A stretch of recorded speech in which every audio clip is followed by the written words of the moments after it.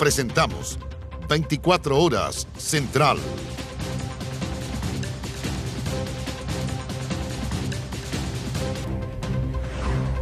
Líder de la CAM, Héctor Yaitul, junto a otros 7 comuneros mapuches, quedaron en prisión preventiva por supuesta participación en atentados incendiarios a decenas de camiones en agosto pasado. Sin poder regresar, ni tener dónde dormir y sin dinero, pareja chilena permanece aislada en Puerto Rico, destruido por el huracán María. Claman ayuda del gobierno. En reportajes del Mundo de Informe Especial, la biografía no autorizada de Kim Jong-un, líder de Corea del Norte y protagonista de la agitada agenda mundial de los últimos meses.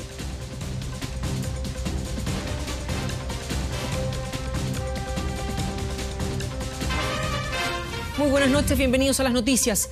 Por asociación ilícita terrorista fueron formalizados 8 detenidos en el marco de la operación Huracán, todos sindicados como responsables de una serie de atentados incendiarios cometidos en el sur de nuestro país.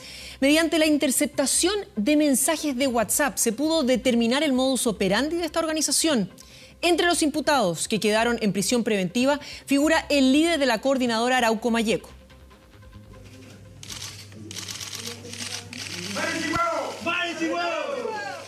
De esta manera ingresó al Tribunal de Garantía de Temuco el comunero sindicado como el líder de la coordinadora Arauco Mayeco, cerrando la fila de los 8 imputados que fueron formalizados por el delito de asociación ilícita terrorista.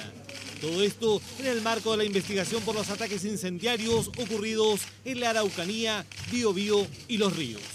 Hay elementos para dar cuenta seriamente de la existencia de una asociación ilícita. Esto es, existe un número importante de personas que se organizan, existen elementos que dan cuenta de que hay jerarquía, esto es, que hay sujetos que dan órdenes, que dan instrucciones, hay otros que reclutan personas para materializar ciertos delitos y hay otros que finalmente los cometen materialmente. ¡Viva la lucha al pueblo mapuche! Imputados que fueron detenidos en la operación Huracán, coordinada por la Dirección de Inteligencia de Carabineros. Con allanamientos simultáneos en varias regiones del sur del país, se logró desarticular tanto a la cúpula de la coordinadora Arauco Mayeco como al grupo Huaychán Aucamapu.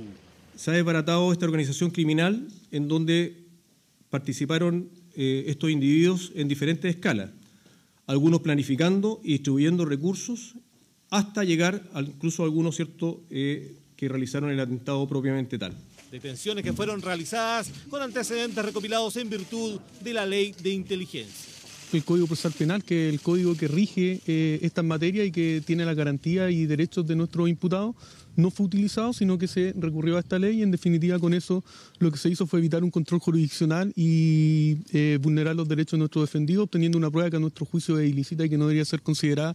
Según la Fiscalía, la interceptación de mensajes vía WhatsApp permitió determinar el modus operandi de la organización y asignar responsabilidad directa en los atentados incendiarios cometidos contra las empresas Cavalieri y Calafquén, además del ataque contra el fondo La Envidia explotado por Forestal Mininco.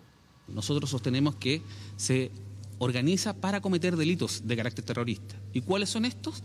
El incendio, la quema de camiones, atentados que afectan fundamentalmente a transportistas o personas relacionadas con el rubro. Así lo hemos expuesto el día de hoy, así se ha formalizado. Además, esta organización ha quemado hasta la fecha cerca de 40 camiones, solo en el periodo comprendido entre marzo y lo que va del año en curso, 2017. Se formalizó por asociación ilícita sin un nombre determinado y para cometer delitos terroristas. Lo cierto es que se mencionaron 3 incendios, en esos 3 incendios no existe prueba material alguna que pueda vincular a ninguno de los imputados que estaban en la audiencia, porque de todos los partes policiales se establece que eran encapuchados, que vestían ropa oscura, que estaban a una distancia bastante amplia como para poder ver quiénes eran las personas. La Fiscalía también aportó antecedentes sobre la planificación de futuros atentados. Uno de ellos sería cometido la víspera de la entrega del veredicto sobre el caso del asesinato del matrimonio Luxinger-Mackay. La jueza Luz Mónica Arancibia decretó la prohibición de entregar los nombres de los imputados y ordenó prisión preventiva. Hay que sopesar un poco la situación. Prisión preventiva, estar totalmente privado de libertad por unos mensajes de texto atribuidos a personas por apodo. No hay ninguna prueba relacionada con el delito propiamente tal. No se encontraron armas, no se encontraron capuchas, no se encontraron qué sé yo, algún otro elemento incendiario, etcétera. Es decir, solamente mensajes de texto. Y en ese sentido creemos que realmente la prisión preventiva es una medida que no debería haberse decretado el día de hoy. Vamos a seguir trabajando, tanto de día como de noche, por cuanto esto recién comienza. Nosotros estamos investigando otras personas, otro grupo, de tal manera de aclarar la gran mayoría de los atentados que se han producido acá en esta zona. Aunque durante la audiencia guardó silencio, el año pasado el líder de la coordinadora Arauco Malleco concedió una entrevista a Informe Especial. Nosotros nunca hemos entrado por la vía violenta. Nunca. ¿Cómo no? No hemos entrado por la vía violenta. Pero si usted entra a un lugar donde está ocupado y hace que desalojar, ¿no le parece violento? No, eso no es violencia para nosotros. ¿Qué es lo que es eso entonces? Es un acto legítimo de recuperación de lo que nos pertenece. Lo violento es que esa usurpación territorial continúe. Eso es violento. El tribunal estableció 4 meses de plazo para la investigación y por razones de seguridad ordenó que los 8 detenidos cumplan prisión preventiva en las cárceles de Concepción, Angol y Valdivia. Fue el corolario de la llamada Operación Huracán.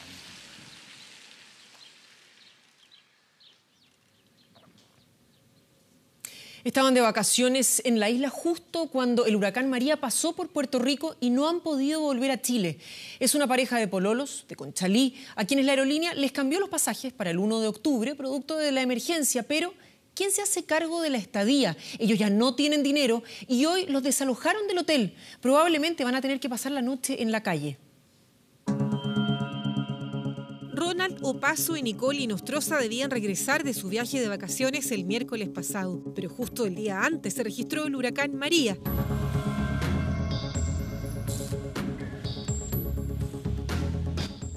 Hasta la fecha siguen en Puerto Rico. Copa Airlines no se pronunció nada con respecto a nosotros, no nos ha ayudado absolutamente nada con los gastos, estamos desesperados, no tenemos que hacer, estamos viviendo casi de la limosna de algunos huéspedes de acá, de puertorriqueños. La aerolínea Copa, responsable del viaje, les ha dado 3 fechas posibles de retorno. La última de ellas está programada para el 1 de octubre. Ellos ya no tienen dinero y nadie cubre su estadía. Hoy tuvieron que desalojar el hotel. Ya no nos quedaría más que buscar un albergue y está difícil porque está todo lleno y porque hay zonas muy inundadas que no se puede pasar. Nosotros no podemos salir de acá de como 2 cuadras a la redonda, no podemos salir porque está todo inundado y no podemos caminar hacia ningún albergue. Y los que hay están llenos. Aquí estamos tratando como de esperar un poco más y alargar y no llegar a la calle, que esto ya sería esta noche. Sus familiares en Chile han hecho gestiones ante la Cancillería y esto es lo que asegura la ministra vocera de Gobierno.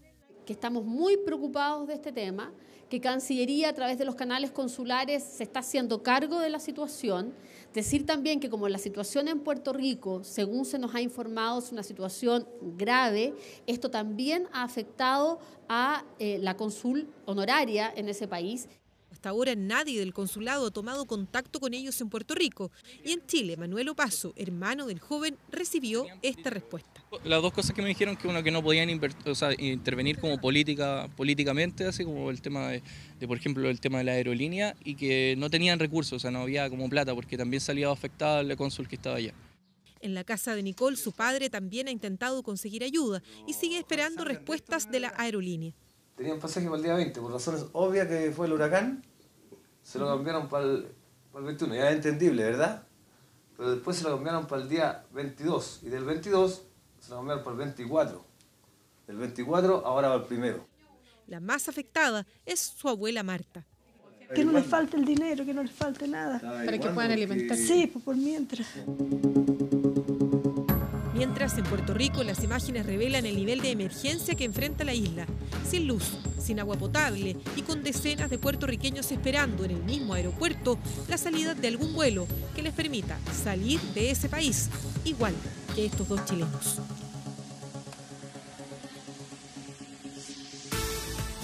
Revisamos informaciones internacionales. A 320 aumentó la cifra de muertos tras el terremoto magnitud 7,1 de este martes en México. Esto según la última información oficial difundida por Protección Civil. De ese total, 182 personas fallecieron en la capital, Ciudad de México, 73 en Morelos, 45 en Puebla, 13 en el Estado de México, 6 en Guerrero y 1 en Oaxaca. Durante esta jornada, además, se registraron varias réplicas de magnitud 4 y 5 en los estados de Chiapas y Oaxaca, que obviamente aterrorizaron a la población. Esto el mismo día en que las autoridades aumentaron a 291 los municipios considerados como zona de desastre. En Ciudad de México se logró recuperar el cuerpo de una mujer entre los escombros de la escuela Enrique Rebsamen, tras 120 horas de rescate.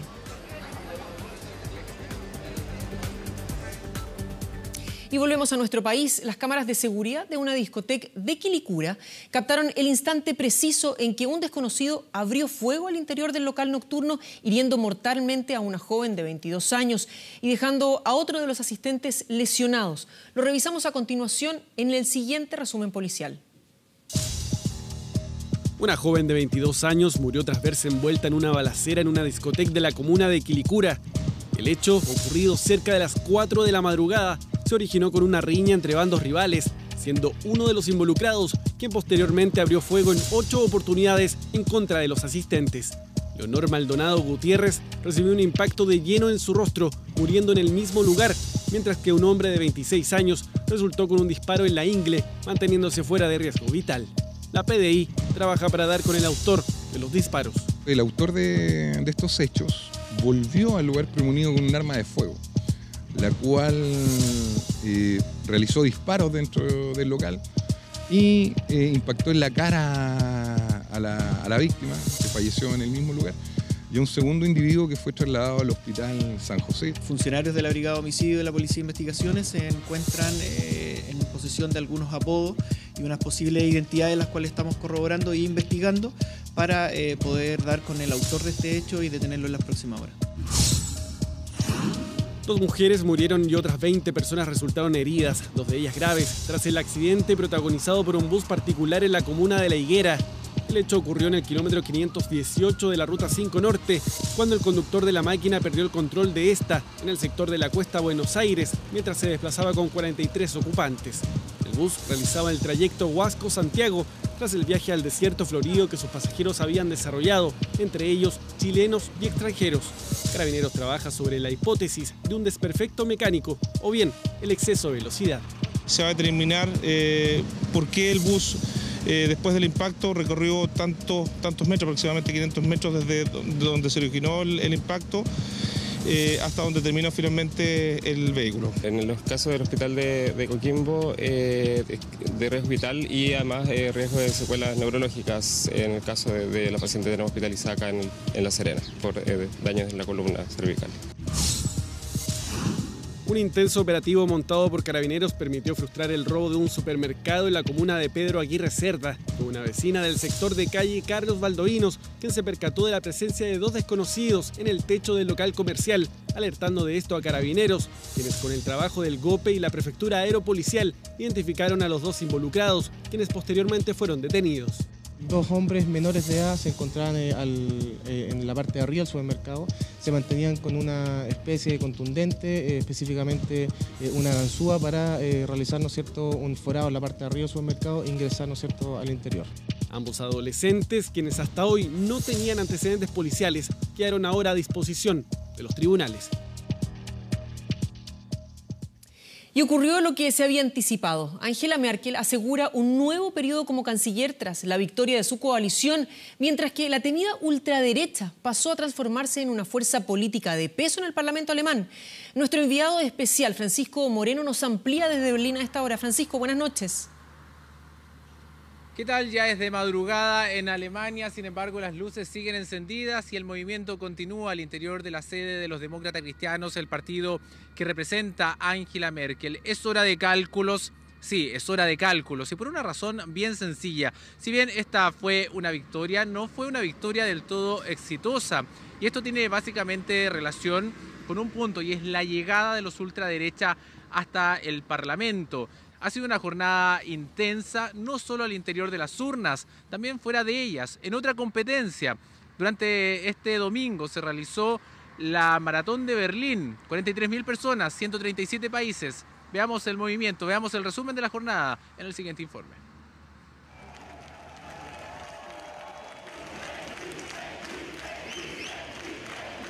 Una contienda que se definió en las urnas y que al final de la jornada no hizo más que precisar lo que innumerables estudios y encuestas ya anunciaban. La Unión Cristiano-Demócrata del partido de Merkel se impuso en las preferencias. 61 millones de alemanes estaban convocados en estas elecciones federales.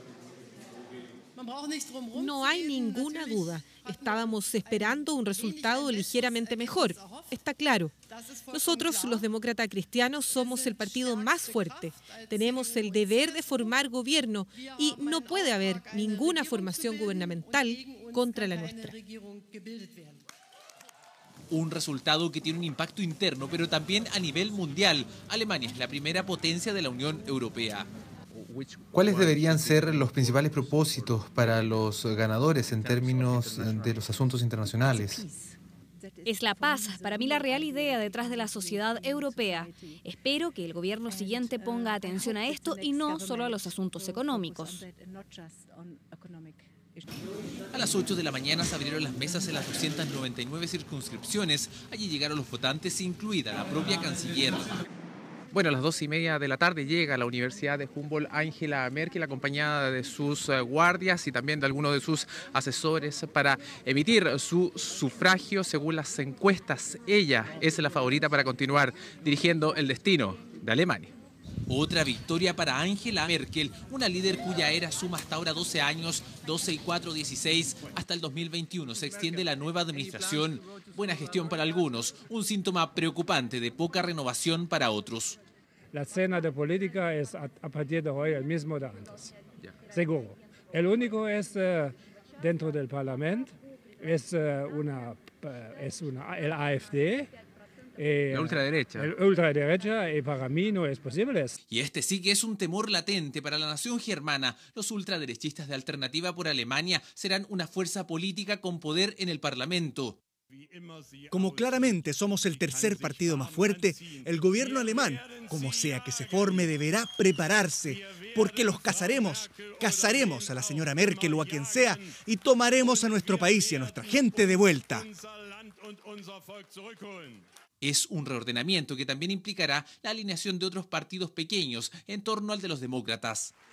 Aceptaremos la invitación a conversar, pero nos mantendremos firmes en nuestra opinión. Queremos cambiar este país. No estamos en política para tener poder, estamos porque queremos cambiar las cosas. ¿Qué ocurrirá con las políticas migratorias internas, la seguridad del trabajo, la crisis de los refugiados, el cambio climático, la relación con la Unión Europea? Quedan 4 años para descubrirlo. Bien, veremos cómo se va a configurar entonces este nuevo gobierno, esta nueva etapa en la historia de Alemania. Por lo pronto hay una reconfiguración al interior del Parlamento y esta tiene relación básicamente con las coaliciones que van a gobernar. Ya ha dicho el socialismo que no está disponible para seguir junto a los demócratas en esta nueva etapa, en este cuarto periodo. Hay que buscar acuerdos, también por cierto ver cómo va a ser este comportamiento de la extrema derecha. Veremos entonces el resultado. Nosotros nos despedimos desde Berlín, cerramos esta cobertura. Buenas noches a ustedes allá en Santiago. Muchas gracias, Francisco, muchas gracias por todo el trabajo. Buenas noches. Vamos a cambiar completamente de tema. Si antes la compraban solo por su diseño, hoy los consumidores están más exigentes que nunca. Hablamos del boom del running que sigue creciendo en Chile y con él se han disparado el precio de las zapatillas. Pueden llegar a costar hasta 100.000 pesos y pese a ese valor, las ventas crecen más de un 30%. Hace 10 años era un deporte de nicho, solo para las almas deportistas, pero eso ha cambiado. Correr está de moda y los datos lo avalan. Solo en Chile se están organizando anualmente unos 350 eventos relacionados al running. El más emblemático es la Maratón de Santiago, que convocó este año, como nunca antes, a 30.000 corredores inscritos. A eso súmele los que participaron de manera informal. Y aunque quien más se beneficia con esto es la salud de las personas, la industria de las zapatillas también está ganando. Y mucho. Hay un boom en el deporte, que toda la gente está haciendo mucho deporte y a la vez cuidando su cuerpo. los clientes cada vez están poniendo mayores niveles de exigencia. Ya no las compran solo porque son bonitas y el precio poco a poco ha dejado de ser piedra de tope. Si antes una zapatilla de alta gama costaba entre 40 y 50 mil pesos, hoy los productos fácilmente bordean los 100 mil pesos. Y pese al alza, algunos están dispuestos a abrir la billetera. Carla es una de ellas que simplemente prefiere pagar un poco más. No es que voy y me compro una zapatilla, como vos decís, por el color, porque me gusta, sino que, bueno, ves otro montón de utilidades más que tienen. El color capaz que es horrible, pero si está bueno, si me cuida el pie, si te agarra bien un tobillo, es lo que cuenta. Estamos más quisquillosos, exigentes e informados a la hora de comprar. Queremos el mejor producto. La venta de calzado deportivo de alto rendimiento como el running ha aumentado en un 37% en los últimos 5 años. En 2016, por ejemplo, se vendieron 174 mil millones de pesos en zapatillas de este tipo. ¿Por qué pasaron a ser tan caras? Eso se da que, bueno, hay una inversión detrás, una inversión en desarrollo y tecnología. Probablemente lo haya notado, son cada vez más livianas. Algunos modelos ahora están pesando solo 260 gramos. Normalmente una zapatilla te puede llegar a pesar 350 gramos. Y esa diferencia, 90 o 80 gramos, te hacen increíblemente la diferencia. Pero es clave porque el corredor en sí es una persona muy liviana y necesita tener el menor contacto y menor peso con el suelo, en el fondo, para tener menos carga de trabajo. Entonces, en verdad es un atributo muy, muy clave. La innovación en materiales también ha sido clave, sobre todo con los tejidos. Hoy en día todas las zapatillas se están haciendo con tejido y no con plástico y menos con cuero. ¿Por qué? Por lo mismo, porque es transpirable, porque no molesta, porque es muy flexible. Eso en cuanto a la transpiración, pero lo otro en lo que se debe fijar es la base de la zapatilla. Hoy las marcas están gastando millones de dólares innovando con espumas livianas. Lo fundamental también es el tipo de amortiguación, ¿ya? El peso de la persona y la cantidad o la distancia que él va a correr en determinada carrera o en determinado momento para utilizar el modelo de zapatilla. Esta tecnología infla la zapatilla. Si tú ves, tú la vas inflando, inflando, inflando. ¿Y qué pasa? Que tiene un conducto de aire por el borde donde toda la capellada se va inflando. Entonces, de repente, tú metes el pie y te sientes un poco inestable, como que no te queda bien. Esto se te infla, se te infla, se te infla, hasta que queda completamente adaptado a tu pie. Es un mercado altamente competitivo, tanto en precios como oferta. ¿Cuánto usted invierte más o menos en una buena zapatilla? Entre 50 y 70 mil pesos. ¿No es menor? No. No, porque ando buscando las que tienen tecnología aplicada. Alejandro cotiza, compara, la piensa 1, 2, 3 veces antes de comprar, porque una zapatilla equivocada para su necesidad puede traer consecuencias. Para la gente hoy en día, cuidar su salud, cuidar su rodilla, cuidar el impacto en su cuerpo es totalmente valorable y vale la pena 100% comprar una zapatilla que quizás va a ser un poco más cara, pero te va a evitar el riesgo de lesiones, de ir a un kinesiólogo, de tener que parar de entrenar. O sea, vale la pena 100% invertir un poco más. Es una moda de las buenas, de las que sirven para la salud, de las que están para quedarse. Correr o el running, como le dicen ahora, se instaló en Chile, al igual que sus zapatillas. Y aunque no son del todo baratas, sus ventas corren igual de rápido que sus deportistas. Aquí en Corea del Norte, Kim Jong-un es como Jesús. Si fueran cristianos y vieran a Jesús a bordo de un barco en un río, ¿no intentarían seguirlo?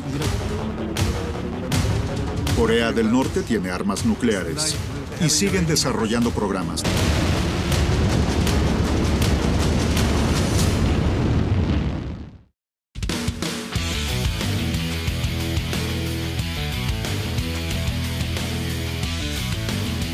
Muy buenas noches. Esta fecha del fútbol chileno fue para Colo-Colo porque empató Unión Española, Everton, Antofagasta, los 3 primeros de la tabla de ubicaciones, y Colo-Colo se mantiene cuarto. Además, hay que considerar que la U desaprovechó la opción de acercarse al liderato, y Universidad Católica por el otro lado, perdió ante Temuco y se despidió ya definitivamente del título a 8 fechas del final. No repuntan las universidades, ni la U ni Católica. ¿Cómo se analiza este empate? Creo que acabamos de perder una oportunidad importante de meternos en la pelea por el campeonato. Y obviamente después de ir ganando el sabor es más amargo todavía,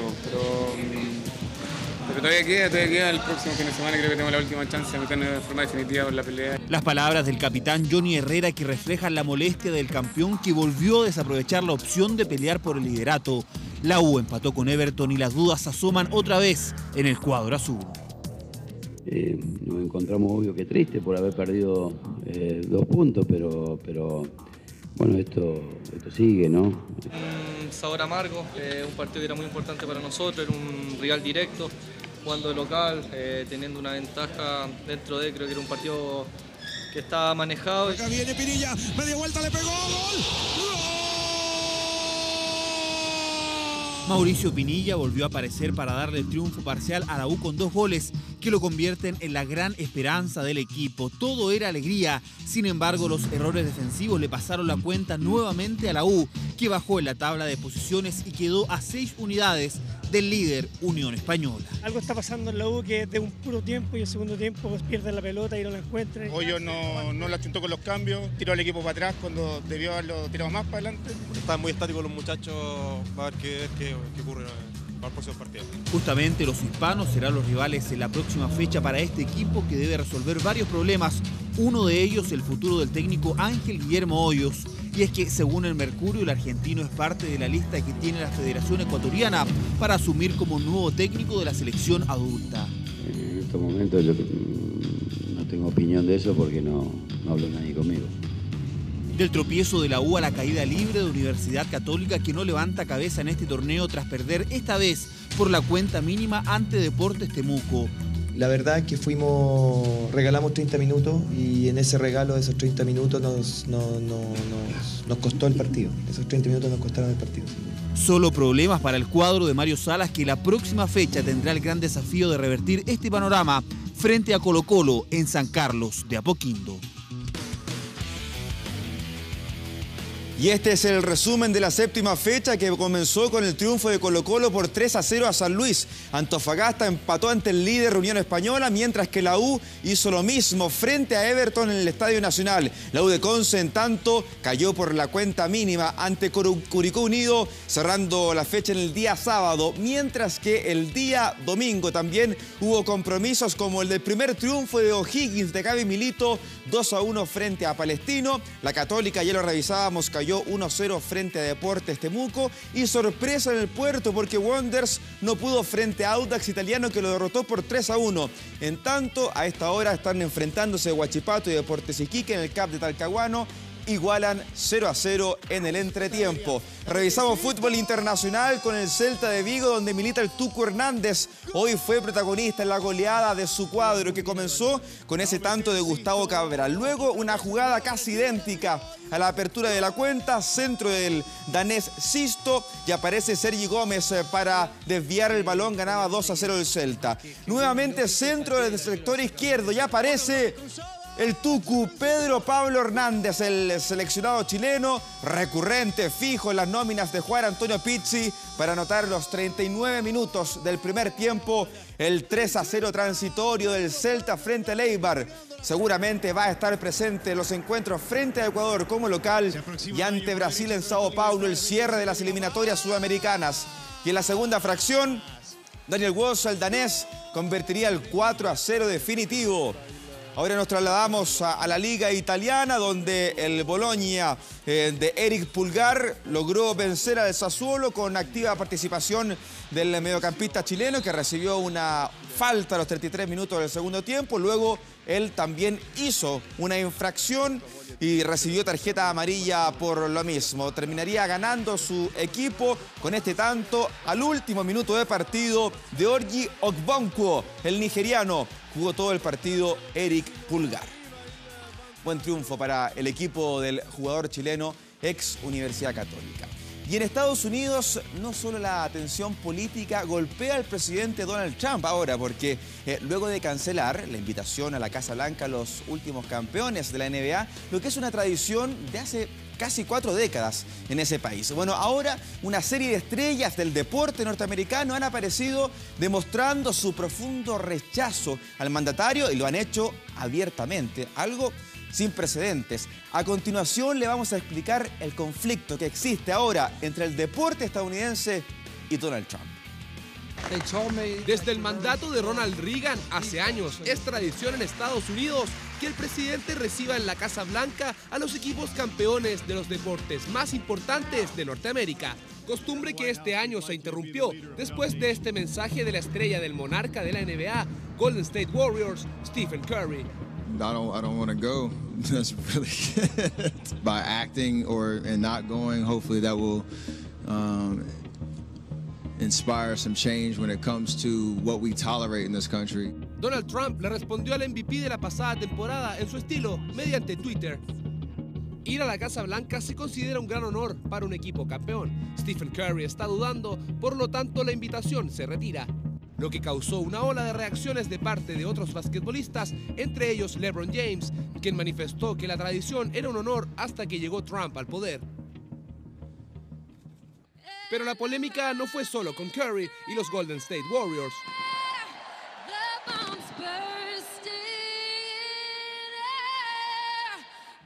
Wouldn't you love to see one of these NFL owners, when somebody disrespects our flag, to say, get that son of a bitch off the field right now, out, he's fired. He's fired! El presidente estadounidense también apuntó sus dardos al movimiento que impulsó el jugador de fútbol americano Colin Kaepernick la temporada pasada al arrodillarse mientras sonaba el himno nacional previo a un partido en modo de protesta por las injusticias, especialmente hacia la población afroamericana. It's not about a division, it's not about dividing. We as American people need to actually just come together even more stronger, man. Este método de protesta se ha ido masificando e incluso replicando en otros deportes. The way I did it was to symbolize the fact that I'm kneeling for a cause, but I'm in no way or form disrespecting my country or my flag. La tensión entre Donald Trump y los deportistas norteamericanos aumenta y se convierte en un foco más de presión hacia el presidente de Estados Unidos. Tenis, esto es realmente asombroso. El nivel de competitividad que tomó la Copa Leibler, un torneo amistoso que enfrentaba a un equipo de Europa frente al resto del mundo. Por favor, fíjese cómo celebraba los puntos Roger Federer, incluso motivado por Rafael Nadal, el número 1 y 2 del mundo como partners en esta confrontación amistosa que no sumaba puntos al ranking ATP, pero los jugadores se lo tomaron muy a pecho. Finalmente ganó el equipo europeo por 15-9, luego de este último triunfo de Roger Federer en 3 sets frente al australiano Nick Kyrgios, que terminó en lágrimas. Es realmente impactante, entendiendo que es un torneo de exhibición amistoso, que se lo hayan tomado tan serio. Y bueno, partidos entretenidos, buen espectáculo, y Carola, ya tenemos confirmada la versión para el año 2018 que va a ser en Chicago. Ah, pero mira qué entretenido. Después de que titulaban varios medios juntos, son dinamita por este par de triunfos ahí que habíamos visto. Pablo, muchísimas gracias. Gracias a ti. Chao. Chao.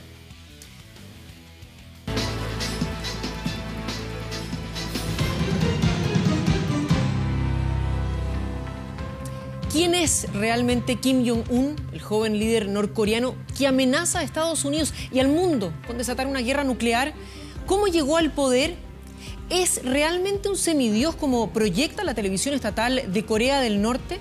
El capítulo de hoy de Informe Especial es la biografía no autorizada del tercer miembro de una dinastía iniciada por su abuelo, Kim Il-sung, donde se aborda la guerra fratricida que ese país desató tras su ascenso al poder, con detalles desconocidos sobre su particular personalidad.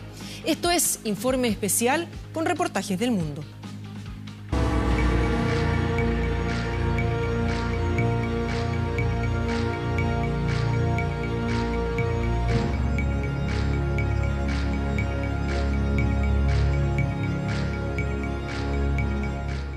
Visto a través de la propaganda de Corea del Norte, parece el feliz ganador del concurso del mejor empleo del mundo.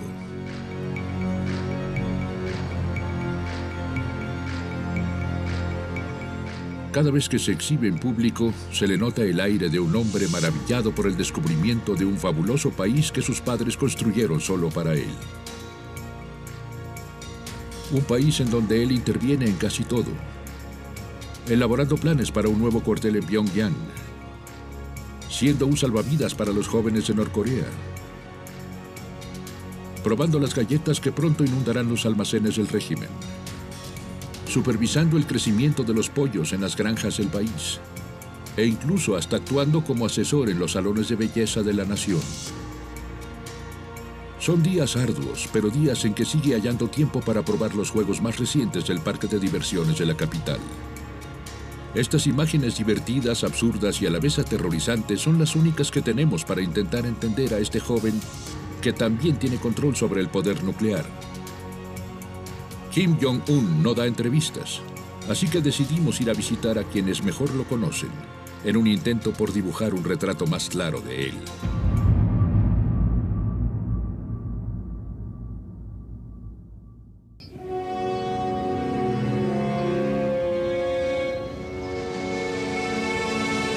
Nuestro viaje inicia en el corazón de los Alpes suizos, en Berna, la capital de la Confederación Suiza. Aquí es el hogar de una de las más grandes comunidades norcoreanas en el extranjero. Es una comunidad discreta. Sin embargo, sus actividades han atraído la atención de un miembro del Consorcio de Periodistas de Investigación.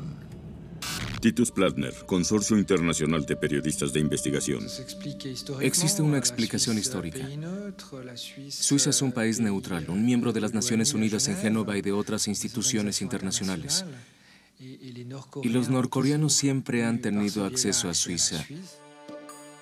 Un estudio de documentos administrativos suizos revela la existencia de un señor Pak, para quien en 1992 la embajada norcoreana en Suiza pidió un visado y un envío a Berna. La solicitud llevaba los nombres de 3 niños, Chol, Hul y Mi Yang. Los nombres fueron ligeramente alterados y los cumpleaños eran idénticos. De hecho, los hijos del señor Pak en efecto eran del dictador norcoreano Kim Jong-il. Sabíamos que esos niños estaban aquí. Conocíamos sus identidades, pero no fue problema para las autoridades suizas. Incluso ellos lo vieron como una oportunidad. Embajada de la República Popular Democrática de Corea en Suiza. Esta familia inusual pasó un año viviendo en la embajada en el suburbio residencial de Berna. Chol, el mayor, se inscribió en un colegio internacional cercano para diplomáticos y empresarios.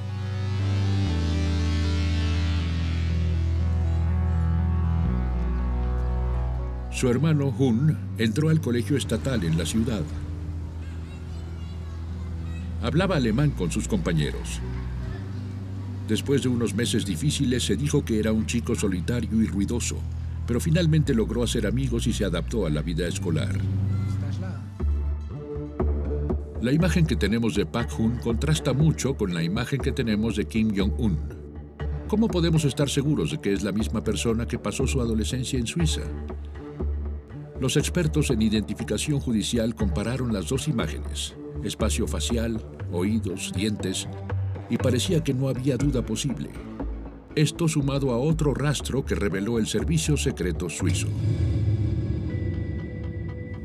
Una mujer norcoreana con el nombre de Kong Yoon-hee llegaba regularmente a Suiza en avión privado. Los agentes suizos que la siguieron sospechaban que contrabandeaba metales preciosos, pero la verdad resultó ser algo muy diferente. Y ella llegaba y siempre se quedaba unos 2, 3 o 4 meses. También se quedaba en el departamento. Pero hacía viajes frecuentes de compras a las grandes capitales de Europa. Durante los 90s, la vida privada de Kim Jong-il era un secreto de Estado. Nadie sabía sobre sus 3 amantes y 4 hijos. Y cuando su salud comenzó a deteriorarse, los vecinos de Norcorea empezaron a preocuparse por quién lo sucedería y lo que pasaría si Kim Jong-il desapareciera repentinamente. Pero dentro del seno secreto de la familia de Kim Jong, esa decisión se había tomado hacía tiempo. El hermano mayor, Kim Jong-nam, parecería ser el sucesor natural en la tradición de Confucio, así como Kim Jong-il heredó el poder de su padre. Pero Kim Jong-nam había cometido varios errores, entre ellos un vergonzoso arresto en Tokio con un pasaporte falso. Deseaba visitar Disneylandia con su familia. El segundo hijo, Kim Jong-chol, educado en Suiza, fue considerado por su padre muy débil incluso hasta afeminado. Kim Jong-un fue el hijo más joven, pero también fue hijo del gran amor de Kim Jong-il, Ko Jong-hee. La ex bailarina jugaría un papel muy relevante en los corredores del poder. Kim Wang-jin, exagente financiero de Kim Jong-il, Pyongyang, Corea del Norte. Ko Jong-hee jugó un papel importante al asegurarse de que su hijo tomara las riendas del poder. Kim Jong-nam, el hijo mayor, ya jugaba un papel importante en la jerarquía, con un elevado puesto en el Buró General de Procesamiento de Datos, donde se especializó en redes de comunicación.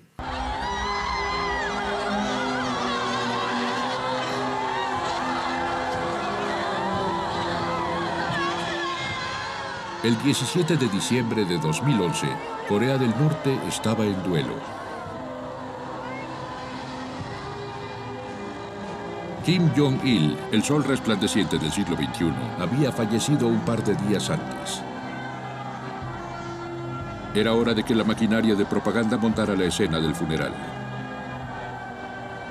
El funeral también sería la confirmación del ascenso del hijo más joven, que fue confirmado en Corea del Norte y para el resto del mundo un año antes.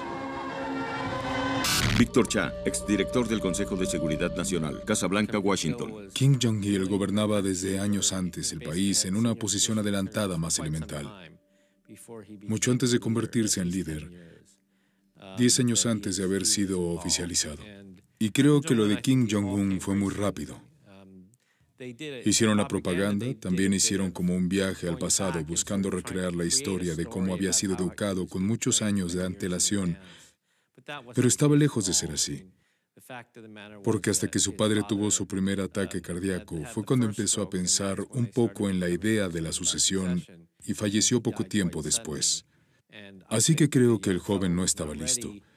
Supongo que había un plan para convertirlo en el próximo líder, pero imagino que estaban pensando en colocarlo dentro de 5 o 10 años, no en un año. Así que me parece que en el funeral todo quedó muy claro por la forma en que se veía y por su comportamiento. Estaba en shock, no estaba listo para tomar las riendas. Los problemas de Kim Jong-un ya habían empezado.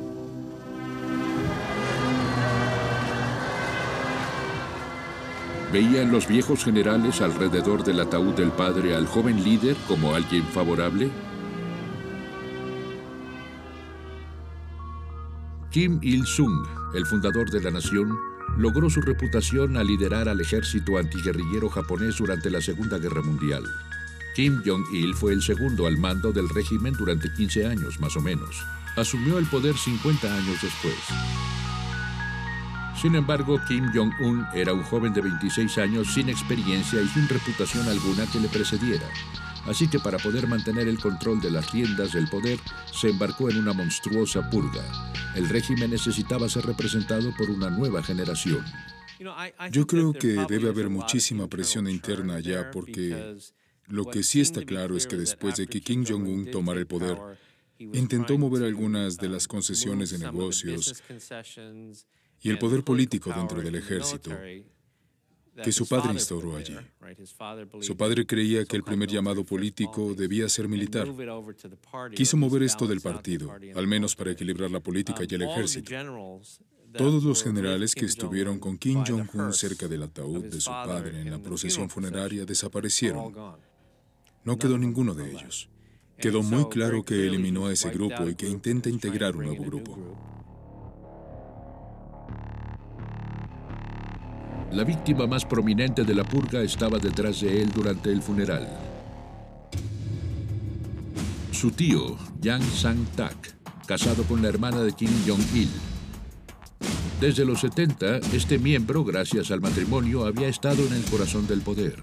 Sus hermanos eran poderosos generales. Él mismo ocupó diversos puestos clave en las Fuerzas Armadas y en la economía. Cuando la salud de Kim Jong-il empezó a ser motivo importante de preocupación, se mencionó su nombre como potencial sucesor, o al menos como regente del joven hijo dictador. 2 años después de tomar el poder, Kim Jong-un decidió que el aprendizaje había terminado y ordenó ejecutar a su tío junto con la mayoría de sus parientes cercanos. Kim Jong-un, maestro, Seúl. La ejecución pública de Jan Sang-taek dañó mucho al régimen. Corea del Norte es un país profundamente confuciano, donde el respeto a los ancianos, especialmente a los parientes, está arraigado. Matar a su propio tío abonaba más a perjudicar la lealtad del pueblo con Kim Jong-un que a consolidar su poder. Creo que los miembros de la élite que perdieron el respeto por su líder también se alejaron de él.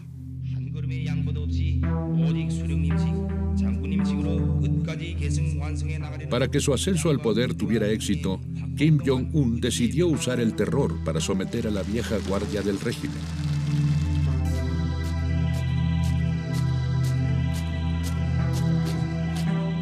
Después concentró todos los puestos clave y se rodeó de todas las personas leales a él.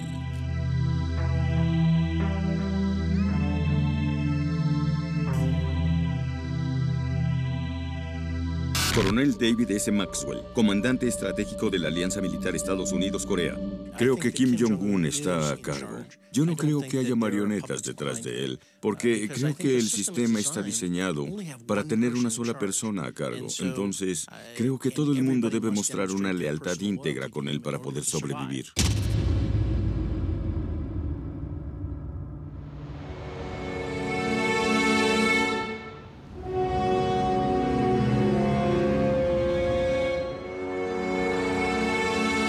$20 millones de coreanos viven en la ciudad de Seúl, la capital de Corea del Sur.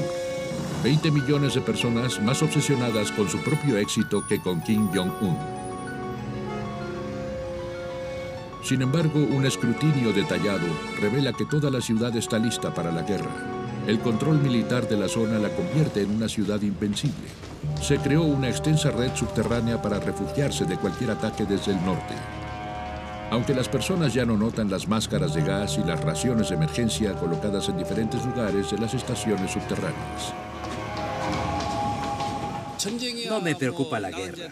Hice mi servicio militar. Por el otro lado, la capacidad nuclear sí me inquieta bastante. Yo no entiendo por qué desea desarrollar armas nucleares. ¿Para chantajearnos? ¿Para amenazarnos? ¿O para conseguir algo de nosotros? ¿O solo por su propia gloria personal?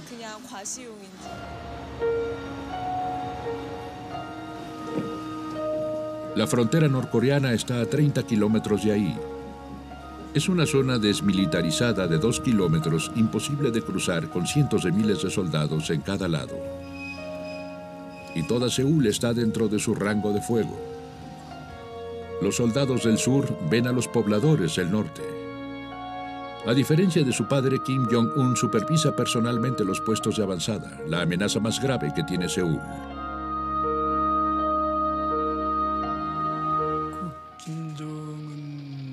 La diferencia más notable que se sintió cuando Kim Jong-un tomó el poder fue una conducta mucho más beligerante que la de Kim Jong-il. Y esto se notó particularmente en su política militar. Todo se hizo público. Nunca intentó ocultarlo. Hizo notar la importancia de las operaciones diseñadas para confrontar potencialmente a Corea del Sur. De hecho, puso a sus fuerzas armadas en pie de guerra.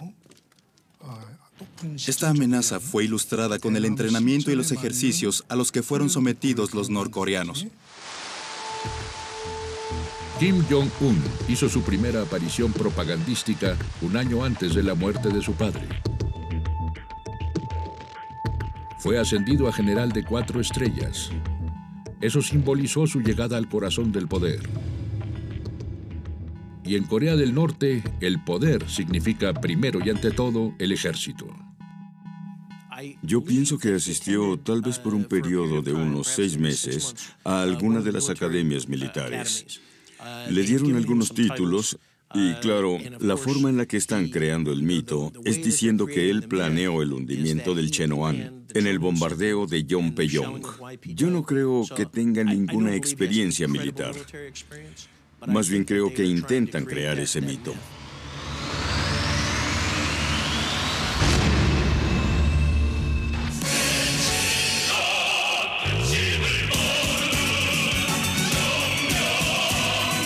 El ejército norcoreano consiste en más de 1 millón de hombres y 6 millones de reservistas.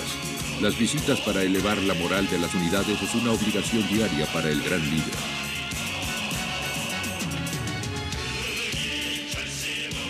Pero los miles de tanques militares y cientos de aeronaves heredados de la era soviética de Moscú ya son muy obsoletos.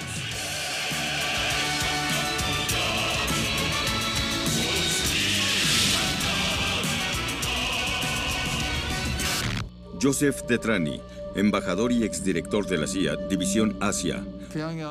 Pyongyang y Seúl están a 145 y a 32 kilómetros de la frontera. Con la zona desmilitarizada no necesitas armas convencionales sofisticadas, necesitas muchos hombres. Lanzar un buen número de misiles y en 90 minutos podría haber un desastre. Pero también existe un lado asimétrico, viéndolo desde un sentido militar y convencional, porque hay armas convencionales y entonces decimos que la prioridad han sido los misiles y el programa nuclear, seguro, pero también hay una guerra asimétrica. Han desarrollado otras capacidades como ciberataques y elementos de armas de destrucción masiva. No es solo nuclear, también son armas biológicas y armas químicas. Yo creo que este es un gobierno que ha invertido mucho en el ejército, pero que no siempre termina desarrollando capacidades militares convencionales, por lo que tienen un sinfín de alternativas y algunas de ellas son muy potentes.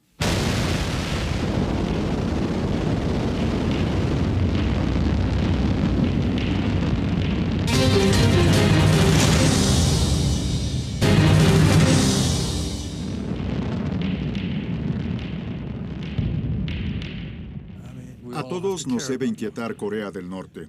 Seamos prácticos. Corea del Norte tiene armas nucleares. Es el 9º país con armas nucleares. Las investigaciones muestran de 6 a 12, pero podrían ser más.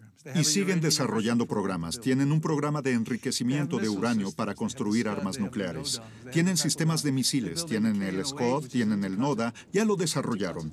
Construyen el KN-08, el cual es un misil balístico intercontinental. Es un misil móvil con combustible sólido. Tienen enormes capacidades. Corea del Norte insiste en su programa nuclear, en su programa de misiles y en la idea de multiplicar todo eso, incluso vender algunos de esos productos. El programa nuclear de Kim Jong-il fue su gran proyecto, y su hijo decidió continuar con él, incluso intensificar su desarrollo. Si bien su arsenal convencional no era suficiente para luchar contra un enemigo, la bomba atómica se volvió la obsesión de Corea del Norte. A pesar del rechazo internacional, se invirtió en el proyecto una gran cantidad de recursos. Pyongyang creyó que tener la bomba atómica era la única forma de que el régimen sobreviviría.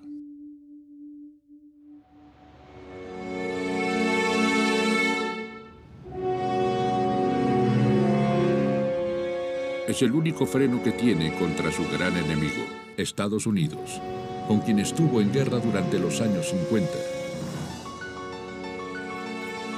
Washington entiende perfectamente la relación entre el superpoder y el pequeño país asiático. El memorial de la guerra de Corea está a unas cuantas cuadras de la Casa Blanca. Desde el cese al fuego de 1953, el gobierno norteamericano ha seguido de cerca la crisis coreana. 30.000 soldados siguen apostados en el lado sur de la zona desmilitarizada. Los escenarios de administración de crisis son constantemente reevaluados. Esta muestra de poder es vista en Pyongyang como una amenaza a su supervivencia.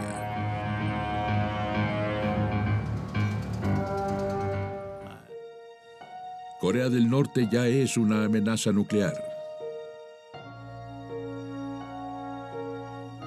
Pero también ha estado desarrollando algunas de las unidades de guerra cibernética más poderosas del mundo.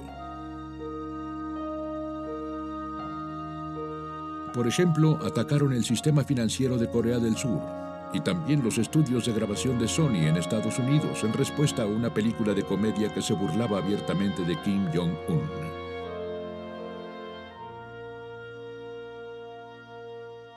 Cuando se determinan a hacer algo son muy efectivos. Se determinaron a desarrollar un programa nuclear y lo lograron. Muchos dijeron que no lograrían un programa de enriquecimiento de uranio con sistemas de centrifugación. Es muy sofisticado y ya lo consiguieron. ni sistemas de lanzamiento de misiles. Ya lo lograron. Guerra cibernética, soy de la idea de que sí. Si se determinan a hacerlo, no requieren un sistema de Internet per se. Necesitan personas concentradas en tecnología cibernética, las herramientas necesarias y el conocimiento. Ellos son muy buenos cuando deciden hacer algo. Así que yo los respeto mucho cuando concentran su atención e invierten sus recursos en sus capacidades de desarrollo. Para poder mantener las riendas del poder, Kim Jong-un decidió pelear una guerra en dos frentes. Uno de ellos fue la ventaja del ejército y el aparato de la represión. El joven líder habló abiertamente sobre la pobreza del país.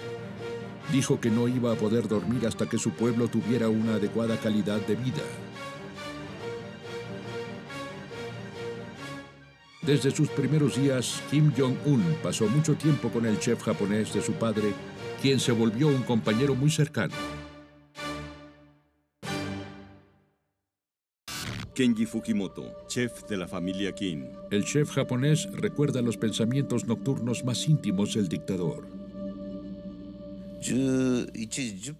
Recuerdo una noche en la que empezamos a hablar. Eran como las 11:10. Cuando terminamos, observé mi reloj. Eran casi las 5 de la mañana. Hablamos de muchas cosas, me dijo.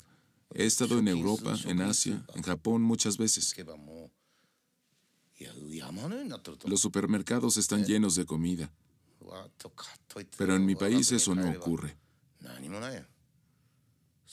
Algo debe hacerse.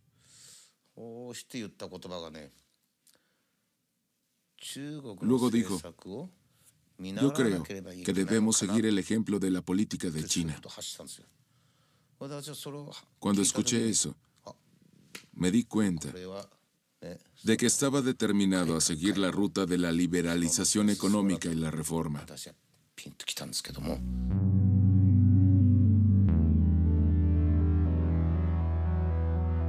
Todos los días, la propaganda retrata a Kim Jong-un como el gran orquestador del renacimiento de la agricultura y la economía de Corea del Norte.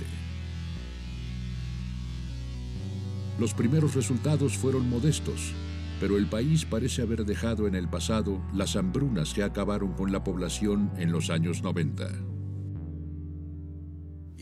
Durante su primer discurso, en abril del 2012, yo tuve la impresión de que uno de sus objetivos principales era convencer a su propio pueblo y al resto del mundo que eso era en cierto sentido una nueva Corea del Norte y que lo que ocurrió en el pasado había quedado atrás.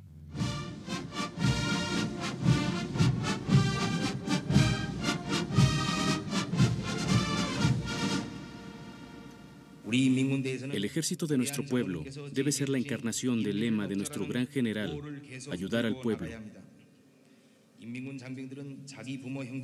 Los soldados y los oficiales del ejército del pueblo deben hacer más por su pueblo de lo que hacen por sus propias familias. Nuestra gente es de lo mejor que hay en el planeta. Fielmente han apoyado la causa frente a fuertes desafíos. Y jamás tendrán que volver a apretarse el cinturón. Serán capaces de beneficiarse completamente de la prosperidad del socialismo. Esa es la resolución más firme de nuestro partido. Park Sung-hong, exteniente, Ejército del Pueblo de Corea del Norte. Los norcoreanos ya no viven esa pobreza abyecta que vivieron. Ya no tenemos esa hambruna absoluta. Ahora vivimos relativamente bien. Solo hay una brecha entre pobres y ricos, pero ya no existe esa penuria extrema. Se veían esas dolorosas imágenes de norcoreanos muertos de hambre, pero eso fue hace 10 o 15 años. En la actualidad ya no es el caso. Corea del Norte está transformándose internamente mientras hablamos. Están llevándose a cabo cambios impresionantes al interior. Kim Jong-un está dejando que una cantidad de personas sin precedentes salga del país a aprender las bases de los negocios, que aprendan la esencia de la economía internacional, que aprendan sobre transiciones de economía controlada a economía de mercado. Y creo que es notable que él haya permitido que pudieran ocurrir este tipo de situaciones. Los norcoreanos ahora pueden ir a Singapur, a adquirir conocimiento empresarial. Viajan a Hong Kong, viajan a Vietnam. Mientras hablamos, hay norcoreanos en Canadá aprendiendo sobre economía internacional. Y al mismo tiempo, Corea del Norte está dejando que cierto número de personas, incluyendo algunas de Singapur, ingresen a Corea del Norte a hablar sobre bases de los negocios. Es una época distinta, un mundo distinto, y es imposible intuir las consecuencias que esto tendrá. De la Guerra Fría nació una nueva economía para un monstruo político. Igual que como el chino Deng Xiaoping abrió el país para los negocios mientras jugaba a ser el padre de la nación. Pero en Corea del Norte, el control psicológico sobre las personas llega a niveles insospechados, como si fuera una secta secreta. ¿Serán capaces de sobrevivir a esta nueva apertura? Creo que en general no tienen problemas con la obtención de ingresos. A través de proyectos pequeños como la montaña Kumgang o el complejo industrial Kaesong Norte-Sur. Pero algo que abriría fuertemente al país a las fuerzas de libre comercio e intercambio junto con todas las cosas que los harían más ricos, se verían como una amenaza para el control político. Es lo que hemos visto en toda Asia. La economía empieza a crecer, se notan los ingresos en la clase media y empiezan a demandar más libertad política. Fue lo que vimos en Taiwán, también fue lo que vimos en Corea del Sur. Lo hemos visto a lo largo de la historia de Asia y creo que lo sienten como una amenaza. Así que no desean dar ese gran paso en términos de reformas económicas, aun cuando este joven líder pasó un tiempo viviendo en Suiza, siendo educado en el Occidente. Yo creo que justo por esa razón entiende bien las amenazas que conlleva el buscar abrirse demasiado.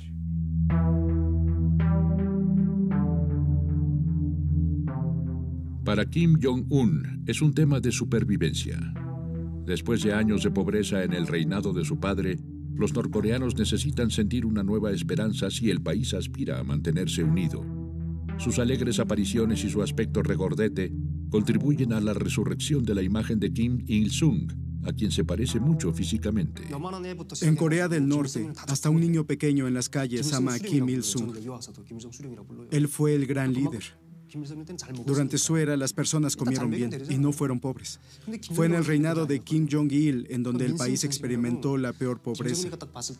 Y Kim Jong-un intenta mostrar que no es como su padre, sino como su abuelo, a quien todo el mundo ama. Por eso es que intenta ser como su abuelo ahora.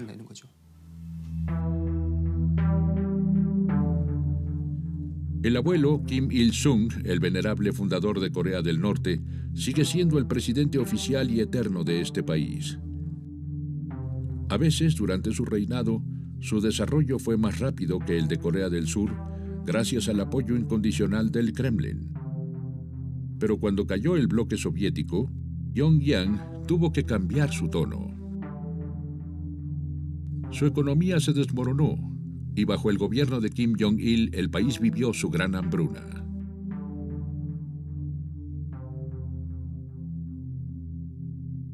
Al adoptar el estilo de su abuelo, Kim Jong-un busca recrear los míticos años gloriosos. Desea crear un vínculo entre su supuesto pasado glorioso y la nueva generación, nacida durante los días oscuros, y que ahora fue enviada al mundo para aprender sobre reformas económicas. Una nueva generación que ve a su líder tal como se presenta, que disfruta el básquetbol y los parques temáticos y que está feliz de convivir con la población en general, mientras que Kim Jong-il hallaba hasta difícil incluso saludar de mano a los norcoreanos. A mí me parece una combinación de un esfuerzo bastante deliberado por convertirlo en alguien diferente a su padre, por ser más abierto, al menos aparentar ser más abierto hacia las personas, convivir con ellas, con más libertad. Y hay un maravilloso episodio para mí, más bien varios. Uno de ellos es cuando fue a los apartamentos para vivienda recién construidos, y en el proceso de bienvenida de una pareja, se sienta en el suelo con ellos y hace que su esposa se siente a su lado como cualquier madre coreana común. Nadie imaginaría a Kim Jong-il haciendo algo así. Podríamos imaginar a Kim Il-sung haciéndolo, es posible. El otro fue cuando Kim Jong-un fue visto al lado de una unidad del ejército, una unidad femenil del ejército, y cuando se retiraba, no solo se tomó una foto con toda la unidad, se quedó ahí y las jovencitas llegaban una por una, como si él fuera una estrella de rock. Lo tomaban del brazo y se tomaban una foto. Yo me quedé impactado. Nunca hubiera imaginado que alguna vez ocurriría eso.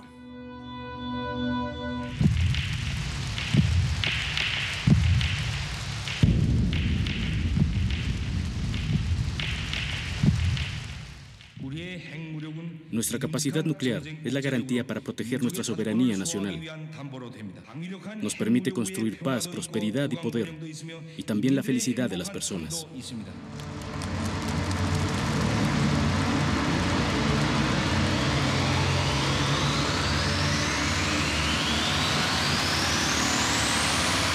Jang Jin-sung, director de Radio Free Corea, la radio de los refugiados norcoreanos. Para empezar, hay una diferencia generacional. Como yo lo veo, Kim Jong-un y Kim Jong-il tienen estilos diferentes. Kim Jong-un estudió en el extranjero, así que logra comprender muy bien el criterio internacional.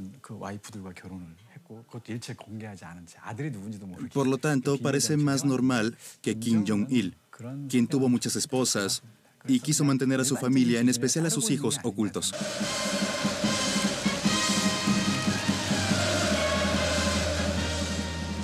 Pero ¿cómo es que alguien seguiría un camino normal cuando proviene de una familia con tal historial? Parece que Kim Jong-un ha elegido permitir cierto grado de transparencia en las preocupaciones de su familia. Desde el inicio de su gobierno ha mostrado a su esposa. Ella lo acompaña en sus diferentes viajes.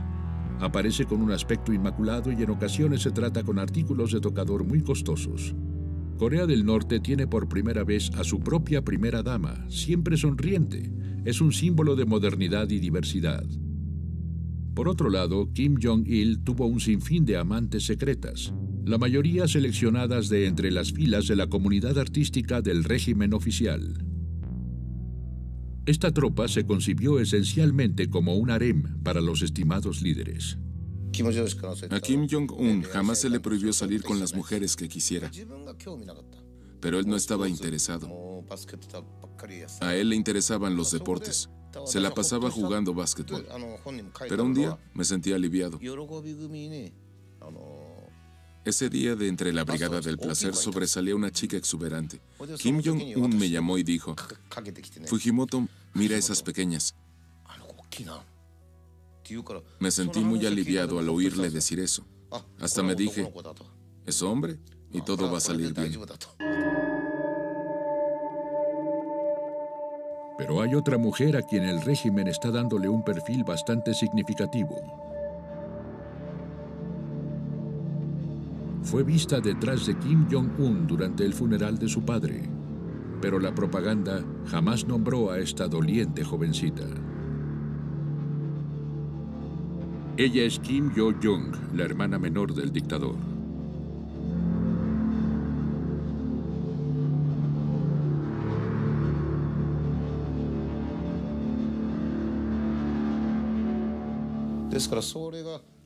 Cuando jugaba y empezaban a caérsele los pantaloncillos o los pañales, el primero en notarlo siempre era Kim Jong-un.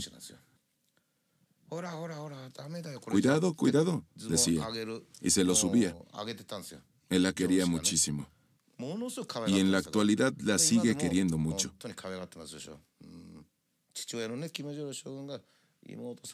Kim Jong-il también quería muchísimo a su hermana menor. Así que hace exactamente lo que hizo su padre. Hace lo mismo. Kim Jong-un prepara a su hermana para su sucesión, en caso de que alguna crisis de salud, por ejemplo, pudiera derrocar al régimen. A finales del 2014, el dictador desapareció un par de meses debido a un procedimiento quirúrgico en el tobillo. Incluso entonces, su transparencia en los medios oficiales fue impresionante. Retrató a un cojo convaleciente.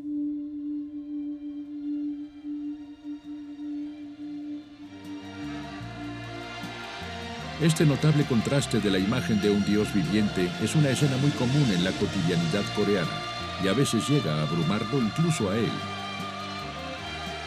Igual que como cuando visita a sus soldados parecen quedar irrazonablemente hechizados con su presencia.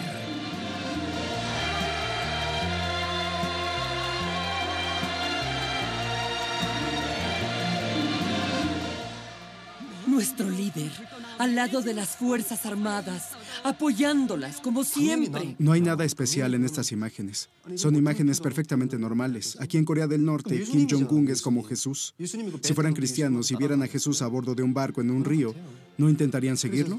Esto no es diferente.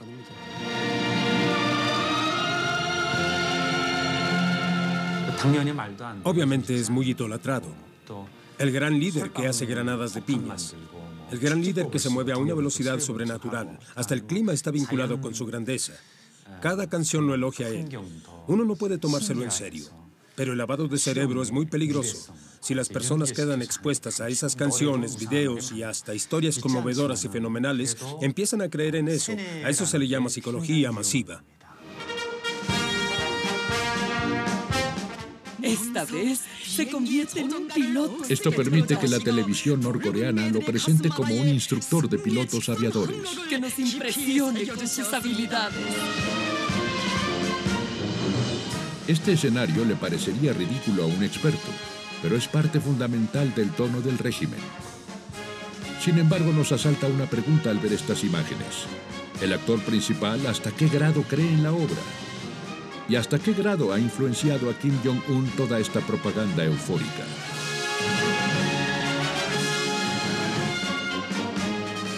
Uno ve humanidad en la sonrisa de ese hombre, convive con las personas y se mezcla. Y luego dices, Dios, ¿cómo puedes hacerle eso a tu pueblo? ¿Cómo pudiste ser tan violento con tu tío? No entiendo la combinación. Pero eso es lo que vemos en él. Vemos un líder que las personas dicen que no ha sido nada racional. Por un lado vemos la humanidad del hombre, el carisma. Y por el otro lado vemos la brutalidad.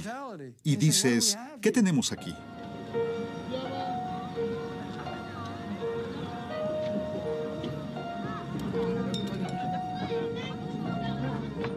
En la frontera que hay entre las dos Coreas, los puestos de los centinelas se convirtieron en un destino turístico.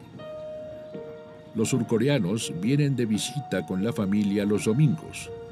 Pueden observar los vestigios de la separación entre estas dos naciones.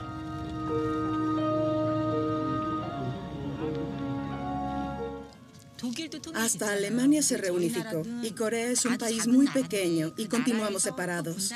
Para que Corea sea poderosa y próspera, pienso que debería ser reunificada. Kim Jong-un, su conducta me preocupa. Creo que es demasiado joven y se ha vuelto más agresivo e inestable porque es muy joven. Creo que es un hombre muy peligroso.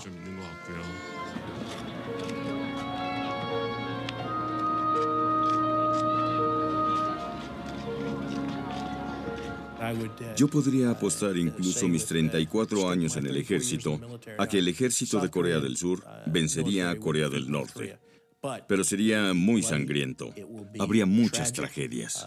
Corea del Sur sufriría una terrible destrucción. Y como dije al principio, todo el mundo quedaría impactado, al menos económicamente si hubiera una guerra.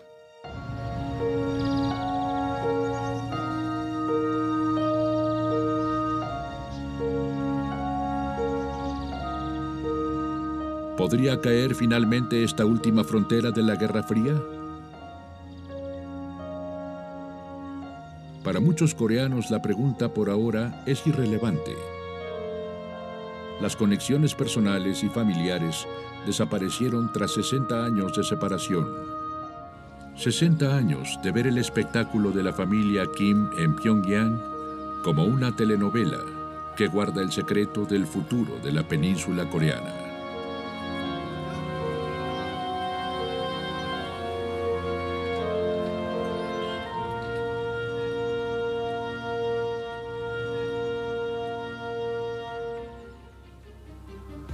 Ojo que veíamos que la prosperidad es uno de los grandes éxitos de este líder norcoreano, pero durante este fin de semana su principal socio comercial, China, anunció que implantaría mayores restricciones. Entre ellas, el suministro de petróleo se vería afectado desde el 1 de octubre. Así que veremos cómo sigue el régimen norcoreano después de este anuncio. Y recuerde que si quiere revisar o ver íntegramente este capítulo de Informe Especial, ya está disponible en nuestro sitio web www.24horas.cl. Ahí puede encontrar, por supuesto, este reportaje, así como otras noticias tanto nacionales como internacionales. Hacemos una breve pausa, volvemos de inmediato, le tenemos novedades, no se vaya.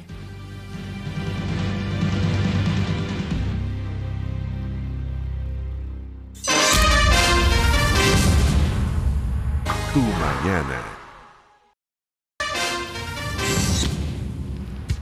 Y prepárese porque este lunes, después de un capítulo Impacto de la colombiana, debuta Buena Profe, la nueva vespertina de nuestro canal. Una teleserie que, además de mezclar la comedia y el romance, tendrá la cuota perfecta de música rock. Pero ¿cómo se prepararon los actores para cantar y además tocar instrumentos? Aquí le mostramos el tras bambalinas.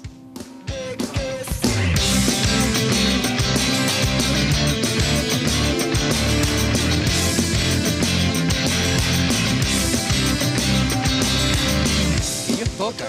Obviamente había que dirigirlo y ya hacerlos funcionar como equipo, que ese era el desafío, porque ellos no eran un grupo. ¿De qué sirve tanto estudiar?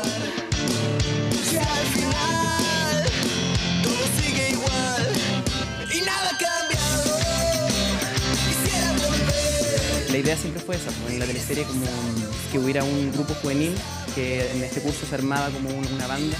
Entonces, desde el principio del casting siempre se buscó eso, como actores que manejaran entre las dos áreas, en la musical y en la actoral.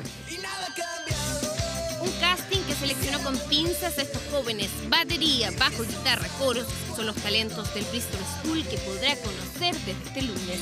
Todos se han preparado por meses para, además de rendir los sets de grabación, dar el ancho en la exigencia musical. Es una presión mayor, pero porque uno tiene que, creo, responder a otras aristas de lo que se espera generalmente de un proyecto audiovisual. Yo no tocaba nada de bajo, yo canto y toco guitarra, pero gracias a tocar guitarra he podido como aprender mucho más a tocar el bajo. Sí, pero mis compañeros me han ayudado. Es un desafío porque, claro, estamos preparados, muchos de acá somos actores, entonces estamos preparados para actuar. Y ahora hay que actuar y además cantar y tocar y a veces hay que hacerlo al mismo tiempo, ¿cachai? Entonces cruzar todas esas líneas es súper difícil, es algo complejo y algo que requiere de mucha atención, de mucha energía y mucha disposición para que salga bien. Varios días a la semana estos jóvenes ensayan en este estudio de Bellavista. Aquí, además de ser guiados por el equipo de TVN Records, cantantes nacionales han aportado por sus conocimientos. Es un privilegio. La pura experiencia ya le enseña a uno aprende, se nutre. Poder estar con artistas de esa talla es increíble y algo que no se va a olvidar nunca. Otro lunes vuelve a comenzar, ya no. Jimmy Nelson, por ejemplo, participa en la canción principal de la teleserie, pero no solo eso. El cantante ve en esta nueva camada de talentos ese traspaso necesario entre artistas. La finalidad de la música muchas veces tiene que ver con unir, con poder entregar experiencias de todo tipo y creo que lo que ha hecho el Jepe, lo que hizo Pedro, lo que estoy haciendo yo ahora, tiene que ver un poco con abrirse, con no tener prejuicios y con ser generoso, no de vez en cuando, sino que siempre. Si viene más sorpresa. Esa es la idea y la letra, las letras tienen que ser ahí al hueso. Nada ha cambiado, es el primer single de Buena Profe. La idea es seguir en esta senda de colaboraciones y nuevos talentos. Nos vemos el lunes. Buena Profe, 20 horas. Solo por TVN.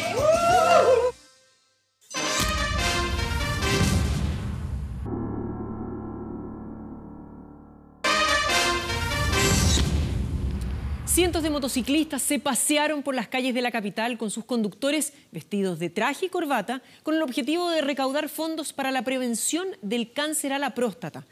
Así fue como se vivió el encuentro Gentleman's Ride, que se realizó en Santiago y simultáneamente en otras 600 ciudades del mundo. Motocicletas clásicas como las legendarias Harley Davidson y conductores con sus mejores trajes, como les decíamos, corbatas y pantalones, llamaron la atención de los transeúntes a su paso. Todos unidos con un mismo objetivo: recaudar fondos para la prevención del cáncer de próstata, uno de los que más afecta a los hombres. Cualquiera puede donar a lo largo del mundo desde $2, es decir, alrededor de 1.200 pesos en la página www.gentlesmanride.com. Es una buena causa porque así demostramos que el cáncer de próstata está en boga de los hombres. Sí, honesto. Sí. No, es una buena causa, pero además tiene toda esta cosa hondera y es muy entretenida. Esta cosa así como vestirse elegante, con onda, y 900 motos. Primera vez, estamos felices y tú ves que vino mucho motoquero. Tercera vez que se realiza, el evento fue creciendo año tras año. El primer año tuvimos casi 300 motos, el segundo 650 y este año ya estamos alrededor de las 1000. Y ojalá que la iniciativa siga creciendo. Nosotros nos comenzamos a despedir, por supuesto, nos dejamos con el TV Tiempo y después de eso, La Vega. Que tenga muy buenas noches y buen inicio de semana. Chao.